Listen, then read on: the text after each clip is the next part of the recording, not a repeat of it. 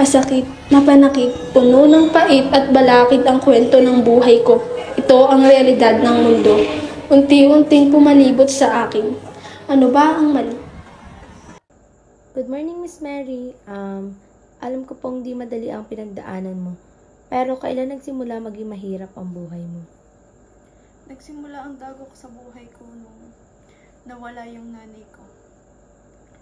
Pero makalipas ang isang taon, hindi ko inaasahang mas malaki pa pala yung dagok na mararanasan ko dito. Hanggang sa dumating na hindi na ako kayang pag-aralin ng tatay ko. Scholar ako, oo. Academic achiever ako, oo. Ginagawa ko ang lahat para sa pag-aaral ko. Pero wala talagang magagawa dahil ang tatay ko ay walang trabaho. Mary, anak. Bakit po, Itay?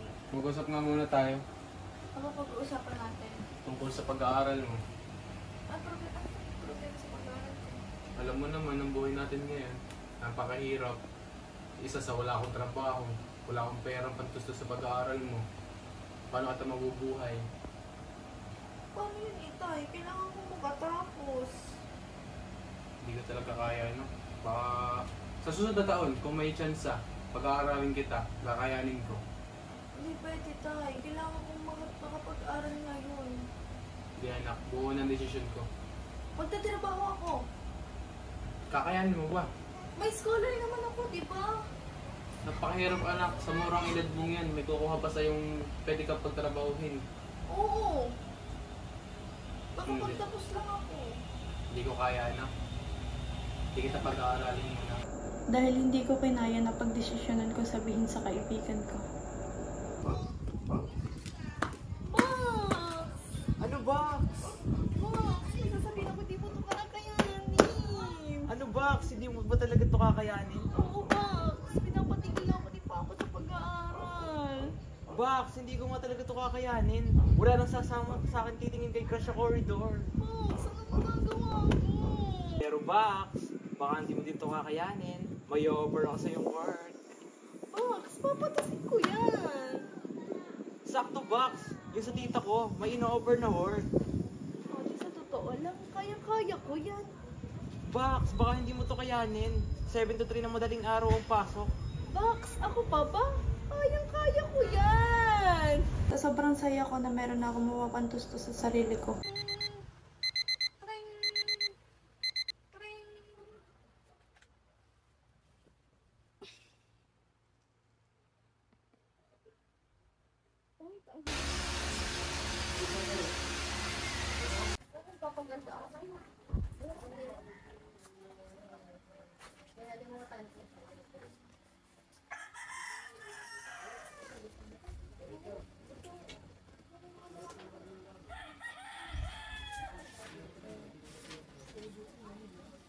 Minsan, galing sa trabaho, umuwi akong sobrang saya at walang kapagod-pagod sa katawan.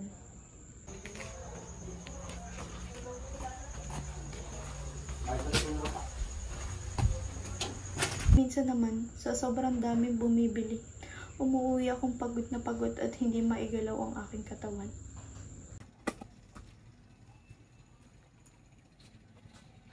Sige po. Tapos dito.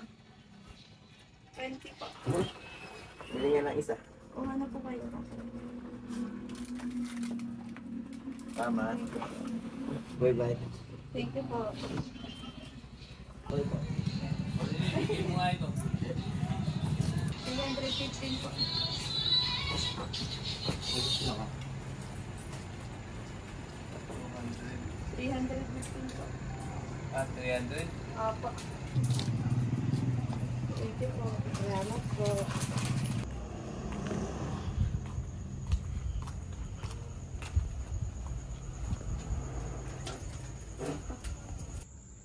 At isang gabi, may pangyayaring babago sa buong buhay ko.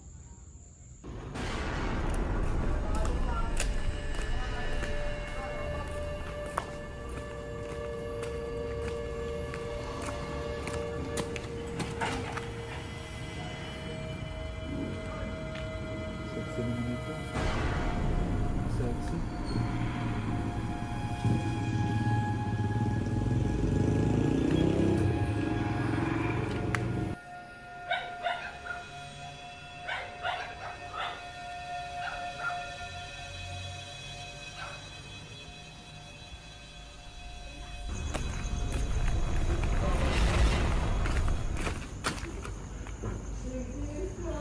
Sexy pa rin.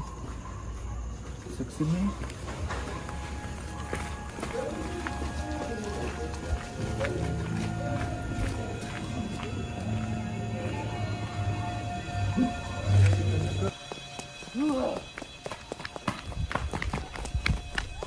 Ang maingay.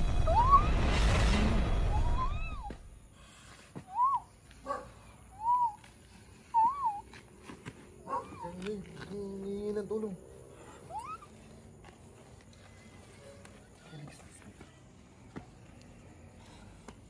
Pagkakalat to ha.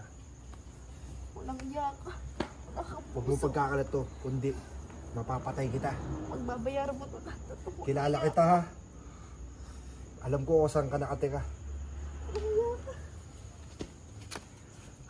Huwag mo pagkakalat to ha. Ha? Hayop! Patay kita. Hayop!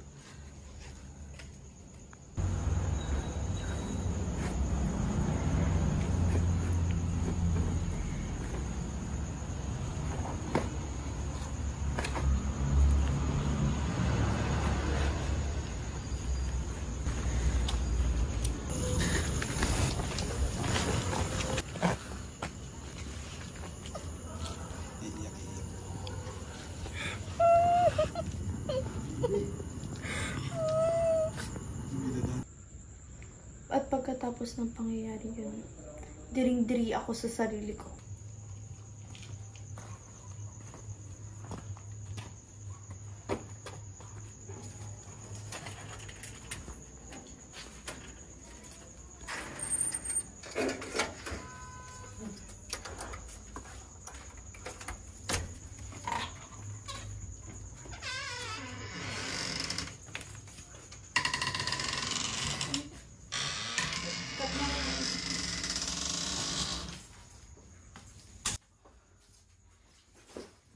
Nakakadiri!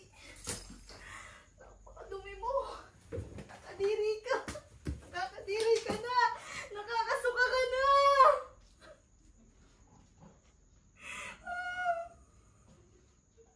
Ang dumi mo na! Napakawalang iya!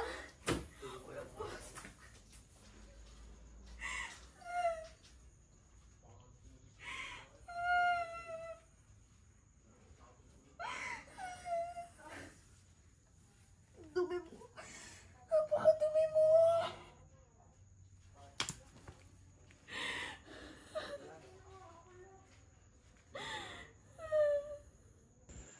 At dumating rin sa punto na napabayaan ko ang pag-aaral ko.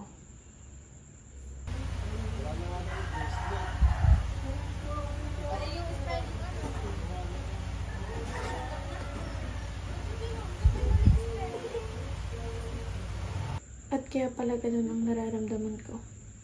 Meron na pala akong dinadalang bata sa sinapupunan ko. Takot na takot ako. Nahusgahan ako ng mga tao.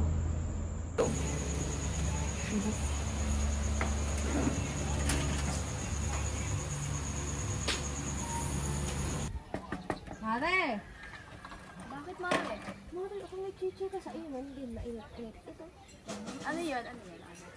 Ay, si Mary, kilala mo? Ay, oo. Anong meron kay Mary? Alam mo ba, napapadalas ang uwi ng gabi? Ay, nako. Mare, pag mga ganyan talagang kabataan ngayon. Talagang, Hindi tayo nagtatakang mabuntis yung isang araw.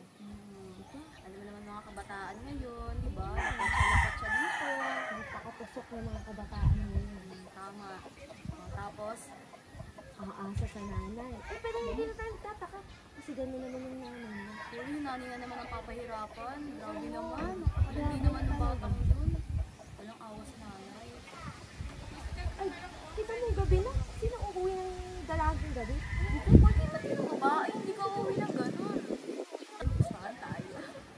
Ay, Mari, ikaw nga pala may gagawin. Ay, sige Mari, ako din lang. Hindi niluluto ko yung luto na.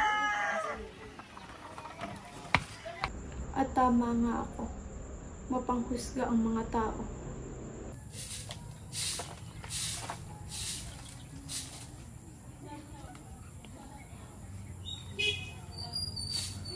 Naku, Mari, tingnan mo. Laki na nandyan, no? Hindi tayo nagkamali sa mga inisip natin at chinika ko sa'yo. Alam mo naman ako ay talagang tamang-tama lang. Ang galing mo, Mare. Tignan mo naman. Ako pa ba? Mare, alam mo ba, nakita ko din niya na kunwari nagtatrabaho tapos malandi din naman pala, mana-mana sa nanay. Talaga nga naman, hindi tayo nagkakalay at ako nakita ko naman. Talaga. Kaya tayo magtataka. Kay gandang bata pa man, hindi na yung Sayang. nagpapuntis agad. Kabataan nga naman. Hindi na kumari yung mga ganyang bata talaga. Kasi pabaya din naman yung nanay, kaya ganyan. Wala na nakatating ng mga ganyan. Tapos yung ano, oo, tama.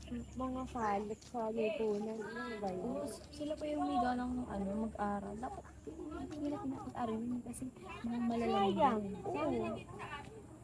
Ang bata pa niya tapos ano yung Pabuntis agad.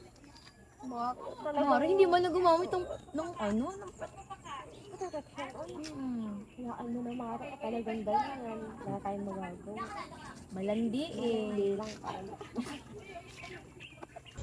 Nung nanganak ako, hindi man lang ako nagpakananay sa anak ko. Hindi ko man lang siya mapatahan, hindi ko siya maalagaan ng maayos. Dahil nasa lowest point pa rin ako ng buhay ko.